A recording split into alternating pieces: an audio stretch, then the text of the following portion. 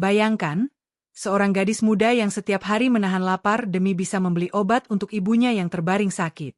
Di tengah hujan lebat dan dinginnya malam, nasib mempertemukannya dengan seorang milioner tampan yang sedang mencari seseorang untuk merawat ibunya yang juga sekarat. Tak pernah terlintas di pikirannya bahwa tawaran itu akan mengubah seluruh hidupnya. Tapi, siapa sangka, di balik kebaikan sang milioner ternyata tersembunyi rahasia besar, yang akan membuat semua orang terdiam saat kebenaran akhirnya terungkap. Mentari pagi menembus tipis kabut di sebuah desa kecil di pinggiran kota. Di antara deretan rumah-rumah sederhana, tampak seorang gadis muda berlari kecil menembus dinginnya udara, memanggul bakul berisi gorengan hangat. Namanya Nadia, gadis berusia 22 tahun, berwajah teduh, dan berhati lembut. Sehari-hari ia berjualan gorengan di pasar tradisional, demi menghidupi ibunya yang sakit dan adiknya yang masih duduk di bangku SMP. Setiap pagi, langkah kakinya diiringi derit roda gerobak dan sapaan para pedagang yang sudah hafal dengan senyumnya. "Pagi, Nat. Laris ya jualannya," seru salah satu pedagang sayur. Nadia hanya tersenyum, membalas dengan sopan. Di matanya, hidup bukan soal kemewahan, tapi soal bertahan dengan hati yang sabar. Di rumah kecil berdinding papan itu, ibunya, Bu Salmah, sedang berjuang melawan penyakit paru-paru yang sudah lama menggerogoti tubuhnya. Nafasnya sering tersengal, tapi setiap kali Nadia pulang membawa hasil jualan, wajah Bu Salmah tetap menampilkan senyum tenang. "Alhamdulillah, Nak, rezeki hari ini lancar?" tanya ibunya pelan. Nadia mengangguk, menyembunyikan kelelahan dan rasa khawatirnya di balik senyum yang ia paksakan. Malam hari, ketika seluruh desa tertidur, Nadia masih terjaga. Ia menyiapkan adonan gorengan untuk esok hari, sambil memeriksa obat ibunya yang mulai menipis. Terkadang, air matanya menetes tanpa ia sadari. Di dinding kamarnya tergantung sebuah foto lama, foto keluarganya saat ayahnya masih ada. Ayahnya meninggal 5 tahun lalu karena kecelakaan kerja di pabrik, meninggalkan hutang dan tanggung jawab besar di pundak Nadia. Namun di balik kesedihan itu, Nadia dikenal sebagai gadis yang pantang menyerah. Ia menolak menyerah pada keadaan. Ia yakin, selama masih ada doa, pasti masih ada harapan. "Yang penting ibu sembuh. Aku nggak apa-apa capek sedikit," bisiknya pada diri sendiri setiap kali tubuhnya lelah. Sementara itu, di sisi lain kota, kehidupan berjalan dengan tempo yang sangat berbeda. Di atas bukit kecil, berdiri rumah megah berarsitektur modern. Dinding kaca tinggi, taman terawat, dan mobil-mobil mewah berjejer di halaman. Di sanalah tinggal seorang pria bernama Arman, pengusaha sukses di usia 35 tahun. Ia dikenal sebagai sosok disiplin, tegas, namun berhati dingin. Banyak orang memujanya karena kekayaannya, tapi sedikit yang tahu bahwa di balik segala kemewahan itu, Arman menyimpan luka lama, terutama tentang ibunya, Bu Ratna, yang kini terbaring lemah di kamar atas rumah itu. Sejak ayahnya meninggal, Arman menutup diri dari kehidupan sosial. Ia lebih banyak menghabiskan waktu di kantor atau di rumah, ditemani beberapa pembantu dan perawat yang silih berganti. Ibunya, yang dulu dikenal tegas namun penyayang, kini tak banyak bicara. Penyakit komplikasi yang dideritanya membuatnya sulit bergerak dan berbicara. Dokter bilang, kondisi Bu Ratna bisa memburuk kapan saja jika tidak ada perawatan intens dan suasana hati yang tenang. Arman telah mencoba segalanya, menyewa perawat profesional, membawa ibunya ke rumah sakit terbaik, bahkan mendatangkan pengobatan alternatif. Namun, tak ada yang benar-benar membuat ibunya membaik. Semua terasa dingin, seperti rumah besar itu yang kehilangan kehangatan sejak lama. Pada suatu pagi, di mana langit kota tampak kelabu dan hujan gerimis membasahi jalanan, Arman menatap keluar jendela kantornya. Di bawah sana, terlihat seorang gadis kecil berlari melindungi ibunya dari hujan dengan selembar kain plastik lusuh. Pemandangan itu menampar sisi hati Arman yang sudah lama beku. Ia teringat masa kecilnya, saat ibunya dulu rela berjalan jauh ke pasar hanya untuk membelikannya sepatu pertama. Hatinya mendadak hangat, tapi juga sedih. Di saat yang sama, tak jauh dari sana, Nadia sedang menunggu pembeli di pasar yang sepi karena hujan. Tubuhnya menggigil, namun ia tetap berdiri tegak. Seorang pembeli tua menatapnya iba dan membeli semua dagangannya. Dengan uang itu, Nadia berniat membeli obat ibunya yang hampir habis. Ia menatap ke langit dan berbisik, "Ya Allah, Jangan biarkan ibu merasakan sakit lebih lama. Hari itu berjalan seperti biasa, sampai seorang sopir berhenti di depan lapak Nadia. Dari balik kaca mobil, seorang pria berjas rapi menatapnya. "Kamu Nadia, ya?" tanya sopir itu sopan. Nadia mengangguk bingung. "Tuan Arman ingin bicara denganmu," lanjut sopir itu. Nadia terkejut. Ia tak mengenal siapapun bernama Arman. Tanpa banyak pikir, Nadia ikut naik ke mobil itu dengan hati penuh tanda tanya. Ia tak tahu bahwa pertemuan kecil itu akan membuka lembar baru dalam hidupnya. Lembar yang kelak mempertemukannya dengan cinta, air mata, dan ujian terbesar yang pernah ia hadapi. Sore itu, mobil hitam mengantar Nadia menuju rumah besar di atas bukit. Dari balik kaca, matanya terbelalak melihat betapa megahnya tempat itu. Jantungnya berdegup cepat. "Apa mungkin aku di sini karena kesalahan?" pikirnya. Namun sesaat kemudian, pintu besar terbuka, dan di ambang pintu berdirilah seorang pria berwajah tegas dengan tatapan tajam. Pak Arman, sang milioner yang tanpa sadar akan mengubah jalan hidupnya. Hujan di luar semakin deras. Langit tampak muram, tapi di dalam rumah itu, dua takdir baru saja bertemu. Satu dari kemewahan yang sepi, satu dari kesederhanaan yang penuh doa. Tak ada yang tahu, kisah mereka akan menjadi bukti bahwa takdir sering datang lewat cara yang paling tak terduga. Suara rintik hujan masih terdengar lembut ketika mobil hitam yang membawa Nadia berhenti di depan gerbang besar rumah mewah itu. Pagar besi otomatis perlahan terbuka, memperlihatkan halaman luas dengan taman yang tertata rapi dan pancuran air di tengahnya. Nadia menelan ludah, hatinya campur aduk antara gugup dan penasaran. Sepatu sandalnya yang basah meninggalkan jejak di lantai marmer. Setiap langkah terasa asing, seolah ia melangkah ke dunia lain yang tak pernah ia bayangkan. Seorang pria berjas hitam menuntunnya masuk. "Tuan sudah menunggu di ruang tamu," katanya singkat. Nadia mengangguk pelan. Ia menundukkan pandangan, takut menatap terlalu lama pada kemewahan yang mengelilinginya. Di dinding tergantung lukisan besar, lampu kristal berkilau di langit-langit, dan aroma lembut dari bunga segar memenuhi ruangan. Ia tak pernah berada di tempat semegah ini seumur hidupnya. Tak lama kemudian, langkah sepatu terdengar dari arah tangga. Seorang pria tinggi berwajah tegas muncul, Arman. Dengan kemeja putih dan tatapan dingin, ia menatap gadis itu seolah sedang menilai. "Kamu Nadia?" Suaranya berat namun tenang. Nadia menelan ludah, lalu menjawab lirih. "Iya, Pak." Arman berjalan mendekat. "Aku mendengar kamu dikenal sabar dan telaten. Aku butuh seseorang untuk merawat ibuku." Nadia menatapnya bingung. "Saya? Tapi, saya bukan perawat, Pak." "Aku tahu," jawab Arman cepat. "Aku tidak butuh yang punya ijazah. Aku butuh yang punya hati." Kalimat itu membuat Nadia terdiam. Ia tak tahu harus merasa terhormat atau justru takut. "Tapi, kenapa saya, Pak? Banyak orang yang lebih pantas." Arman menatap jauh keluar jendela. Kadang, orang yang sederhana justru lebih bisa memberi ketenangan. "Ibuku tidak cocok dengan perawat profesional. Aku ingin coba sesuatu yang berbeda." Hening sejenak. Hanya terdengar suara hujan di luar. "Kalau kamu bersedia," lanjut Arman, "aku akan membayarmu cukup besar. Cukup untuk menutupi semua biaya pengobatan ibumu. Kamu hanya perlu tinggal di sini selama 3 bulan. Dunia Nadia seolah berhenti berputar. 3 bulan. Uang sebanyak itu. Dan kesempatan untuk membantu ibunya. Namun di balik tawaran itu, hatinya dipenuhi rasa takut. Meninggalkan ibu yang sedang sakit di rumah sendirian bukan hal mudah. "Boleh saya pikirkan dulu, Pak?" tanyanya pelan. Arman mengangguk. "Tentu. Tapi waktu tidak banyak. Aku butuh jawaban besok pagi."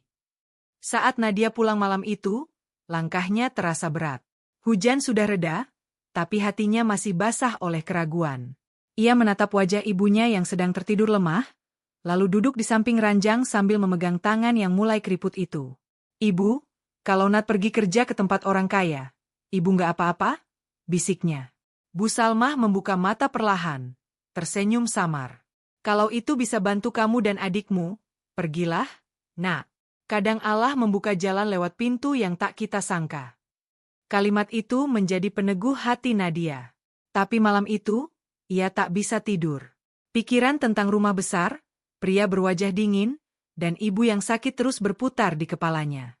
Ia merasa antara harapan dan ketakutan, antara mimpi dan kenyataan. Keesokan harinya, ia kembali ke rumah itu. Arman menatapnya tanpa banyak bicara. "Jadi?" tanyanya singkat. "Saya bersedia, Pak," jawab Nadia mantap. Arman hanya mengangguk. "Baik, mulai malam ini." Dan sejak malam itu, hidup Nadia berubah. Namun perubahan itu tidak berjalan semudah yang ia kira. Sejak hari pertama, para pekerja di rumah itu memandangnya dengan tatapan aneh. Beberapa berbisik-bisik di belakangnya. "Katanya gadis pasar," ujar salah satu pelayan perempuan dengan nada meremehkan. Entah kenapa Tuan lebih percaya sama orang seperti itu. Nadia pura-pura tidak mendengar. Ia tahu, memulai hidup di lingkungan orang kaya tidak akan mudah. Tapi ia berjanji pada dirinya sendiri, tidak akan membiarkan hinaan menjatuhkannya. Hari demi hari berlalu, Nadia mulai mengenal Bu Ratna, ibu Arman. Wanita itu lemah, jarang bicara, dan sering termenung menatap jendela. Namun di balik tatapan sayunya, Nadia merasakan kesepian yang dalam. Ia mulai berbicara lembut setiap kali mengganti selimut, membacakan doa pelan, dan menyiapkan makanan kesukaan Bu Ratna walau sering ditolak. Lama-kelamaan, ada perubahan kecil. Bu Ratna mulai merespons dengan senyuman tipis, bahkan kadang menggenggam tangan Nadia erat ketika malam tiba. Tapi tak semua orang di rumah itu menyukai perubahan itu. Bu Mira, asisten rumah tangga senior yang sudah lama bekerja untuk keluarga Arman, merasa tersaingi. Ia sering melapor hal-hal kecil kepada Arman dengan nada mencurigakan. "Tuan, gadis itu sering bicara sendiri di kamar ibu. Siapa tahu dia menyembunyikan sesuatu." Arman tak menanggapi banyak. Namun benih keraguan mulai tumbuh di benaknya. Di sisi lain, gosip mulai beredar di kampung. Beberapa tetangga mulai berbisik di warung kopi. Katanya si Nadia sekarang kerja di rumah orang kaya. Jangan-jangan dia dijadikan istri simpanan. Kalimat itu menusuk telinga keluarga Nadia. Adik Nadia yang masih sekolah bahkan sempat diejek teman-temannya. Kabar itu sampai ke telinga Nadia lewat telepon dari temannya. Ia hanya terdiam, menatap jendela besar di kamar tempat ia tidur. "Orang akan selalu bicara," katanya pelan pada dirinya sendiri. "Yang penting niatku tetap bersih." Tapi di lubuk hatinya, ia mulai takut bahwa kebaikan yang ia lakukan akan disalahartikan. Sementara itu, Arman yang awalnya dingin mulai memperhatikan Nadia diam-diam.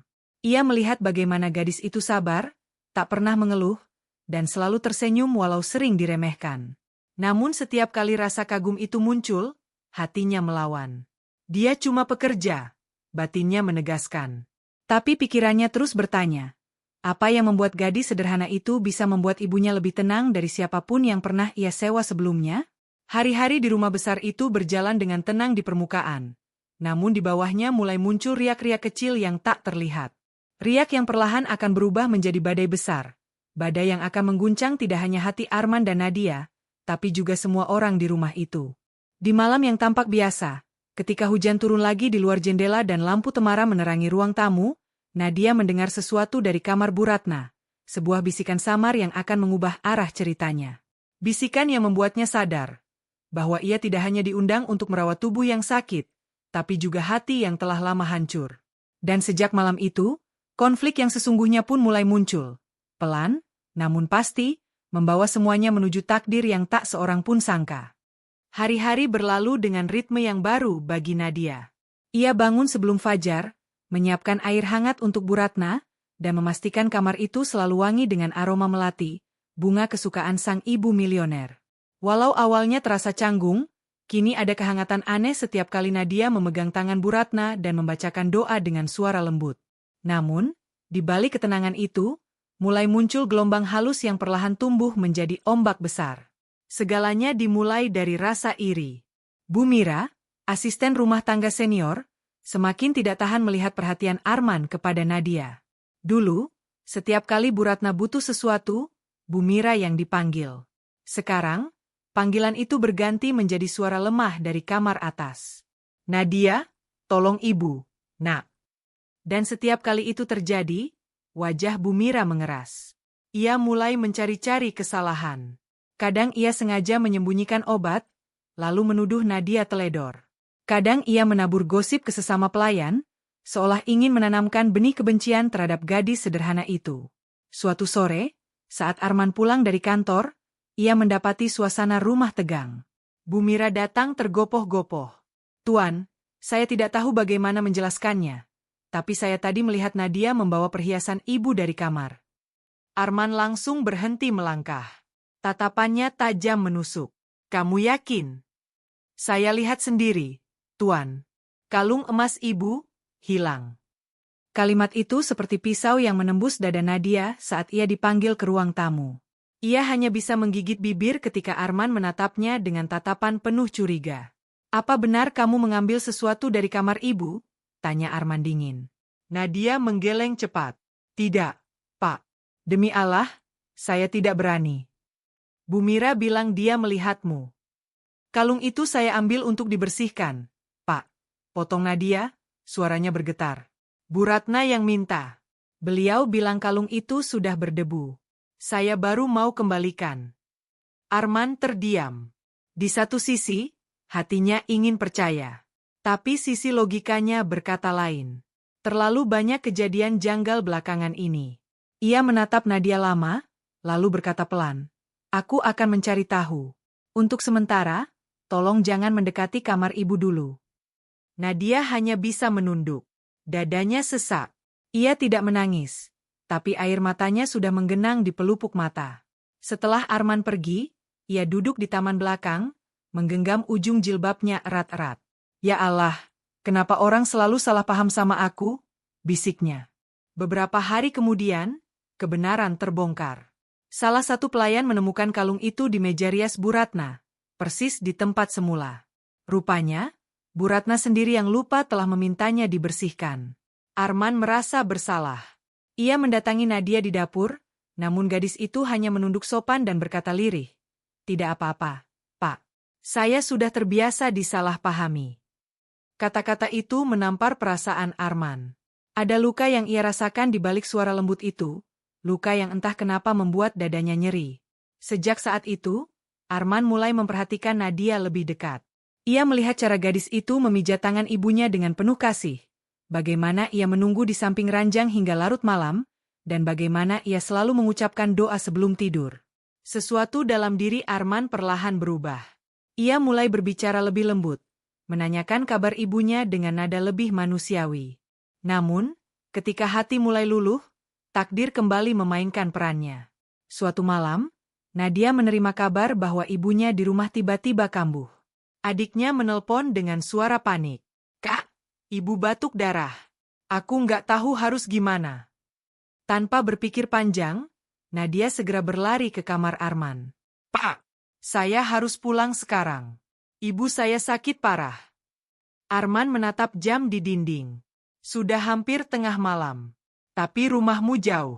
Jalanan licin. Besok pagi saja." Nadia menggeleng keras. Matanya berkaca-kaca. "Kalau saya terlambat, saya bisa kehilangan ibu, Pak." Arman akhirnya menyerah. Ia sendiri yang mengantar Nadia malam itu dengan mobilnya. Perjalanan di bawah hujan lebat terasa panjang dan mencekam. Dalam diam, Arman melihat gadis di sebelahnya berdoa tanpa henti. Air matanya jatuh satu persatu. Ada getar aneh di dada Arman, rasa empati yang belum pernah ia rasakan selama bertahun-tahun. Saat mereka tiba di rumah Nadia, tubuh Bu Salmah sudah lemah. Nafasnya pendek-pendek. Arman berdiri di sudut ruangan, menyaksikan gadis itu memeluk ibunya sambil menangis. "Bu, Nadia sudah di sini, tolong jangan pergi dulu." Pemandangan itu membuat mata Arman panas. Ia tak sanggup berkata apa-apa. Keesokan paginya, Bu Salmah membaik sedikit. Dokter bilang kondisinya stabil, tapi butuh pengobatan rutin. Arman diam-diam meninggalkan sejumlah uang di atas meja, tanpa berkata apa-apa. Saat Nadia menyadarinya, Arman sudah pergi. Namun, kebaikan itu justru memicu konflik baru. Tetangga mulai bergosip lagi. "Lihat, sekarang milioner itu sampai datang ke rumahnya malam-malam." Isu itu menyebar cepat, bahkan sampai ke telinga Bu Mira yang semakin membenci Nadia. Ia bertekad, gadis itu harus pergi dari rumah Arman. Beberapa hari kemudian, Sebuah fitnah baru disebarkan. Ada pesan palsu dari ponsel Bu Mira yang dikirim ke Arman, seolah berasal dari Nadia, dengan kata-kata yang menyinggung perasaan. Terima kasih, Pak, atas semua perhatian. Tapi saya tahu, Tuan pasti punya maksud lain. Arman yang saat itu sedang stres karena masalah kantor membaca pesan itu dan terdiam lama. Untuk pertama kalinya, ia merasa dikhianati. Ketika Nadia kembali ke rumah besar itu, suasana berbeda. Arman tak lagi menyapa. Ia dingin, jauh, dan seolah tak ingin menatap mata gadis itu. Ia tidak tahu bahwa semua ini hanyalah awal dari badai besar yang akan menghantam keduanya. Di malam yang sunyi, Nadia menatap jendela kamarnya. Angin berembus pelan, tapi hatinya bergolak. Ia merasa sesuatu tak beres, tapi tak tahu siapa yang sedang bermain di belakangnya. Yang ia tahu, kebaikan seringkali diuji bukan oleh keburukan, tapi oleh fitnah dan kesalahpahaman. Dan malam itu, ketika lampu-lampu di rumah besar satu persatu padam, Nadia berjanji dalam hati, ia tidak akan pergi sampai semua kebenaran terungkap, apapun risikonya. Hari-hari setelah itu menjadi kelam bagi Nadia. Rumah besar yang dulu terasa hangat kini seperti istana dingin tanpa cahaya. Bu Mira tersenyum puas setiap kali melihat langkah Nadia yang semakin pelan, matanya sembab, wajahnya pucat.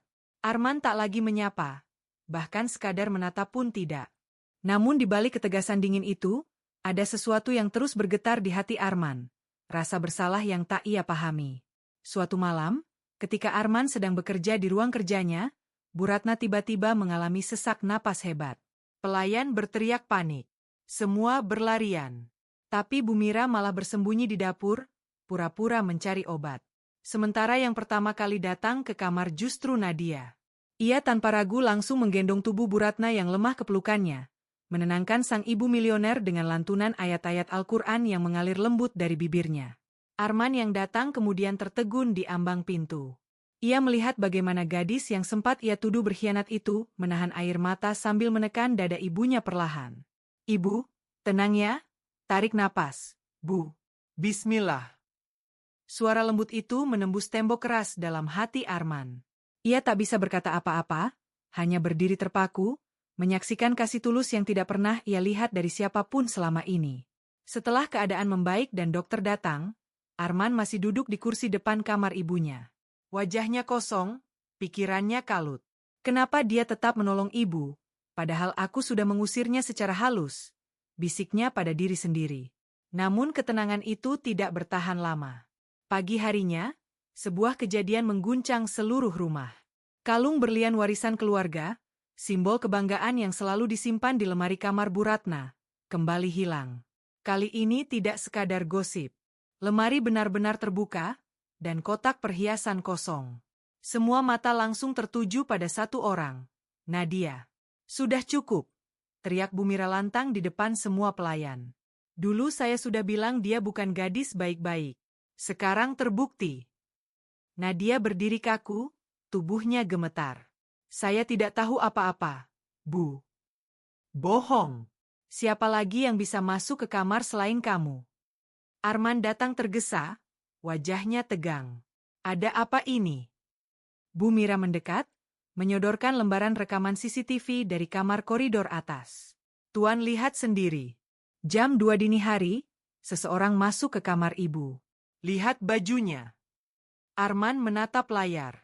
Di situ tampak sosok mengenakan pakaian serupa Nadia, jilbab abu-abu dan sweater biru tua. Sosok itu masuk ke kamar, lalu keluar beberapa menit kemudian. Arman menatap Nadia, nadanya berat dan dingin. Jelaskan ini. Nadia menggigit bibir. Itu bukan saya, Pak. Demi Allah, saya tidak melakukannya. Arman menatapnya tajam. Tapi itu bajumu. Baju itu banyak yang punya, Pak. Mungkin. Cukup, potong Arman, suaranya meninggi. Aku sudah cukup bersabar. Kamu boleh pulang malam ini. Besok aku akan kirim sisa gajimu. Kata-kata itu seperti pisau yang mengiris habis sisa kekuatan Nadia. Air matanya jatuh, namun ia tak berkata apa-apa. Ia hanya menunduk, mengemasi barang-barangnya perlahan. Sebelum pergi, ia sempat berhenti di depan kamar Bu Ratna yang sudah tertidur. Ia memandangi wajah tua itu dengan mata yang penuh haru. "Terima kasih, Bu, sudah pernah percaya pada saya," bisiknya. Malam itu, hujan turun deras saat Nadia melangkah keluar dari gerbang besar rumah itu. Dunia seolah ikut menangis bersamanya. Namun tak lama setelah kepergian gadis itu, sesuatu yang tak terduga terjadi. Bu Ratna terbangun tengah malam dan memanggil Arman dengan suara lemah. "Men, panggil Nadia." "Ibu, Nadia sudah saya suruh pulang," jawab Arman pelan. "Kenapa?" "Dia mencuri, Bu. Ada rekamannya." Bu Ratna menatap anaknya dengan sorot mata yang menua tapi tajam. "Rekaman? Kau percaya begitu saja pada rekaman?" "Men, ibu tahu anak itu. Ia bahkan menolak saat ibu ingin memberinya uang. Ia bilang, 'Saya di sini bukan untuk harta, Bu, tapi ingin ibu sembuh.' Anak seperti itu tak mungkin mencuri." Kata-kata itu menghantam dada Arman lebih keras daripada badai. Ia segera berlari ke ruang kontrol keamanan, memeriksa ulang rekaman CCTV. Di situ ia menemukan sesuatu yang tak pernah ia sadari sebelumnya. Ada potongan video yang terhapus sebagian. Waktu di rekaman terpotong sekitar 15 menit. Dengan bantuan teknisi, ia berhasil memulihkan sebagian data. Dan saat gambar kembali muncul, jantung Arman seolah berhenti berdetak. Di layar terlihat sosok Bu Mira, mengenakan jilbab abu-abu dan sweater biru milik Nadia. Ia masuk ke kamar Bu Ratna, membuka lemari, mengambil kalung, lalu keluar pelan-pelan. Arman menatap layar itu dengan mata bergetar. "Ya Tuhan, apa yang sudah aku lakukan?" Ia langsung berlari ke kamar Bu Mira, membuka pintu dengan hentakan keras. "Mana kalung itu?" teriaknya. Bu Mira terkejut, wajahnya pucat. "Tuan, saya? Jangan bohong lagi." Arman menggebrak meja hingga bingkai foto jatuh. Bu Mira gemetar, menangis, dan akhirnya berlutut. Saya cuma ingin Tuan sadar kalau gadis itu tidak pantas tinggal di sini. Saya takut dia merebut perhatian Tuan. Saya takut kehilangan posisi saya." Arman memejamkan mata. Rasa sesal menghantamnya sekeras petir. Ia segera meninggalkan rumah, tanpa peduli hujan yang masih mengguyur. Mobilnya melaju kencang menuju rumah kecil di pinggir kota. Saat sampai, ia melihat pintu sedikit terbuka.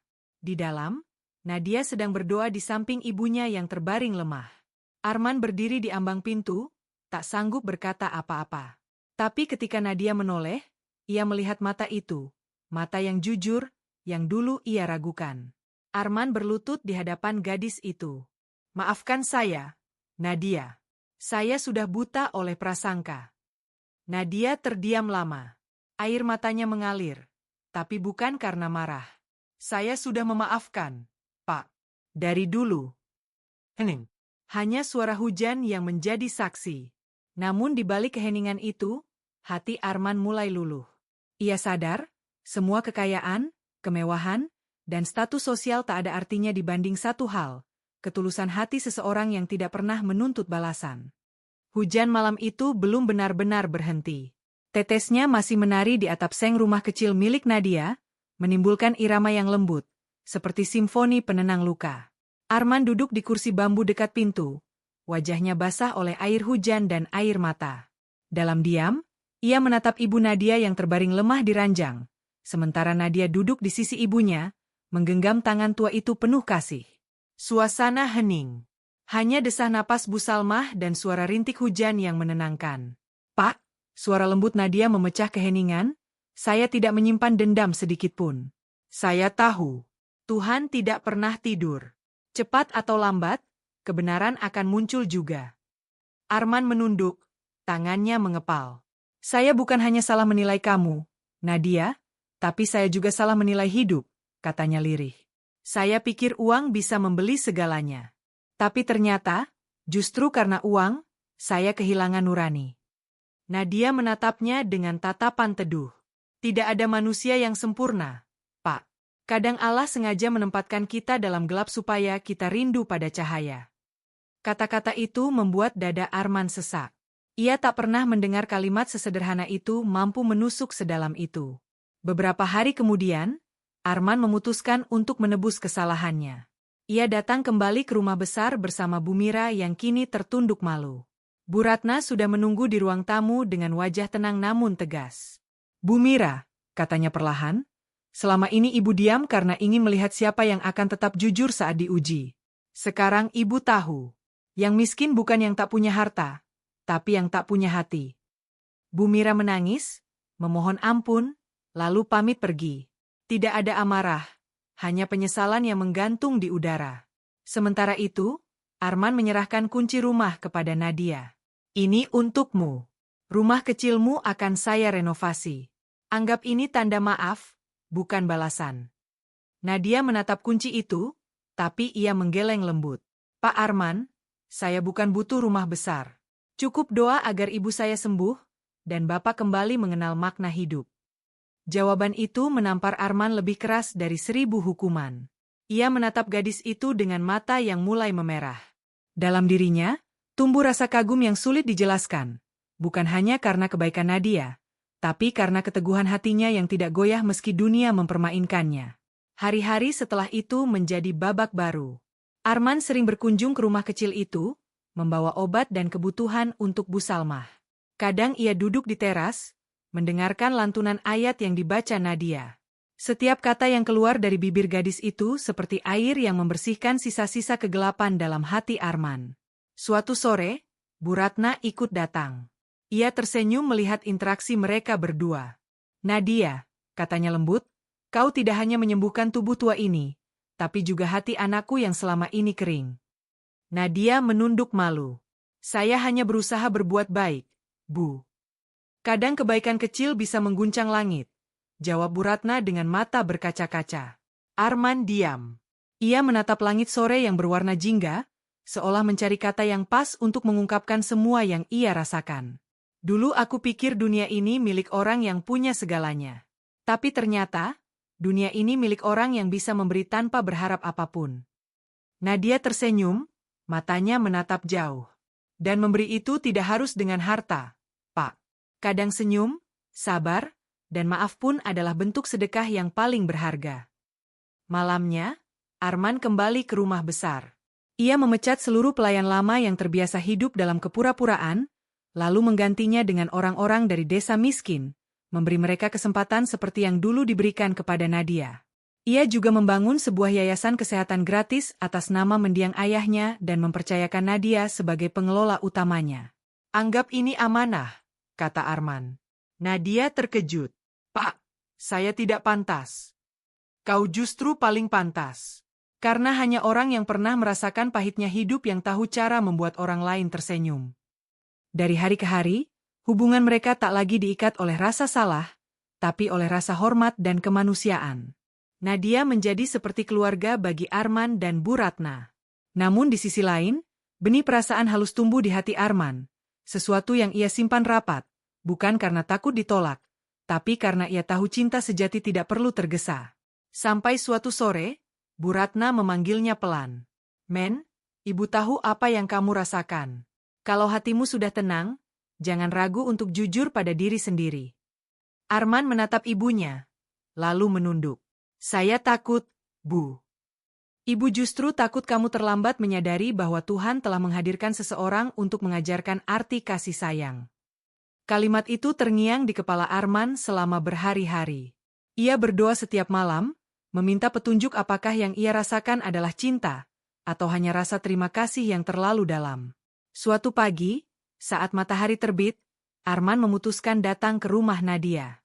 Ia membawa setangkai bunga melati, bunga kesukaan mendiang istrinya dulu, tapi kini terasa punya makna baru. Namun ketika ia sampai, Nadia sedang bersiap-siap berangkat. Pak Arman? Tanyanya heran.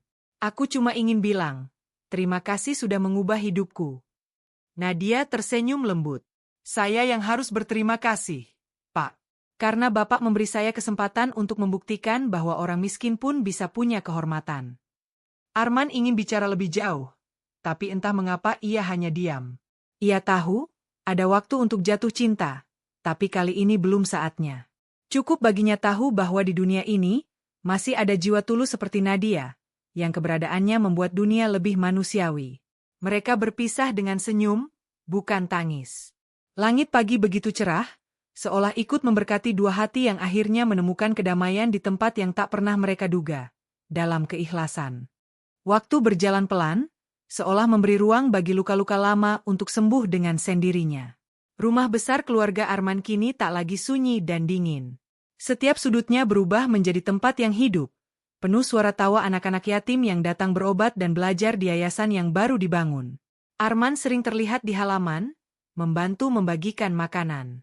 Ia tak lagi memakai jas mahal atau jam tangan mewah, melainkan kemeja sederhana dan wajah yang tenang, seolah beban masa lalu sudah dilepaskan dari pundaknya. Bu Ratna duduk di teras setiap sore, tersenyum melihat perubahan anaknya. "Men," katanya suatu kali, "ibu selalu percaya, kalau seseorang benar-benar tersentuh oleh kebaikan, maka seluruh hidupnya akan berubah arah." Arman mengangguk. "Dulu aku hidup dengan hati yang beku, Bu. Tapi gadis itu mengajarkanku bahwa kehangatan sejati datang dari memberi, bukan memiliki." Sementara itu, Nadia kini sibuk di yayasan yang ia kelola. Ia tidak hanya membantu merawat orang sakit, tapi juga mengajar anak-anak agar tidak menyerah pada kemiskinan. Di wajahnya selalu terpancar ketenangan yang sulit dijelaskan, ketenangan seseorang yang sudah berdamai dengan masa lalu. Ia tidak menuntut apapun dari kehidupan, karena ia tahu, setiap langkah kecil yang ia lakukan adalah ibadah di mata Tuhan. Suatu hari, Arman datang ke yayasan dengan membawa setumpuk berkas donasi. Di sana ia melihat Nadia sedang mengajarkan seorang anak kecil membaca Al-Quran. Suara bacaan itu lembut, merdu, dan membuat Arman terdiam lama di depan pintu. Entah kenapa, setiap kali mendengar suara itu, hatinya terasa damai. Ketika Nadia menoleh, mereka saling tersenyum. Tidak ada canggung, tidak ada jarak. "Pak Arman, anak-anak senang sekali Bapak mau datang," katanya dengan ramah. Arman mengangguk. "Sebenarnya, aku yang senang.